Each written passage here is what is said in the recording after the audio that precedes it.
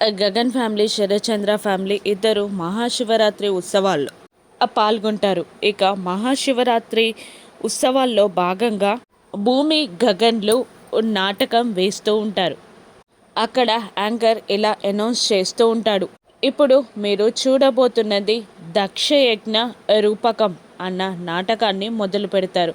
అందులో భూమి సతీదేవిలా నటిస్తూ ఉండగా శివునిలా గగన్ పాత్ర వేస్తూ ఉంటాడు, నటిస్తూ ఉంటాడు. తండ్రి చేసే యాగానికి సతీదేవి వెళ్తానని పరమేశ్వరుణ్ణి అనుమతి అడగ్గా పరమేశ్వరుడు ఒప్పుకోడు.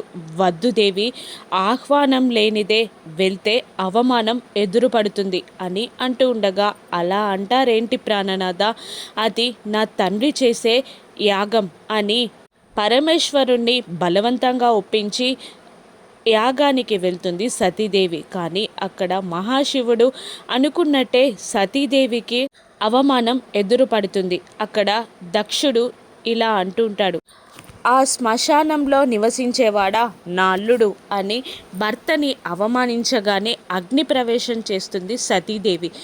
దాంతో రుద్ర తాండవుల్లాగా మారిపోతాడు శివుడు. సతీదేవి భస్మం అవ్వగానే రుద్రతాండవం చేస్తూ ఉంటాడు శివుడు. గగన్ రుద్రతాండవం చేస్తూ ఉంటాడు. మరోవైపు నాటకంలో లీనమైపోతుంది పూరి.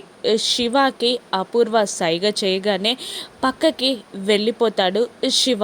నక్షత్ర బిందుని తీసుకొని రాగా అక్కడ పెళ్లి ఏర్పాట్లు చేస్తుంది అపూర్వ. పీటల మీద కూర్చుంటారు నవదంపతుల్లాగా శివ, బిందు ఇద్దరు ఆనందంగా. ఇక పెళ్లి జరుగుతూ ఉంటుంది. బిందు మెడలో ఆనందంగా తాళి కడుతూ ఉంటాడు శివ. బిందు మెడలో 3 ముళ్ళు వేసేస్తాడు శివ. ఈ పెళ్లి గురించి తెలుసుకున్న గగన్, భూమి ఏం చేస్తారో, మళ్ళీ యుద్ధం మొదలవుతుందా రాను ఎపిసోడ్స్లో చూద్దాం. Thank you for watching.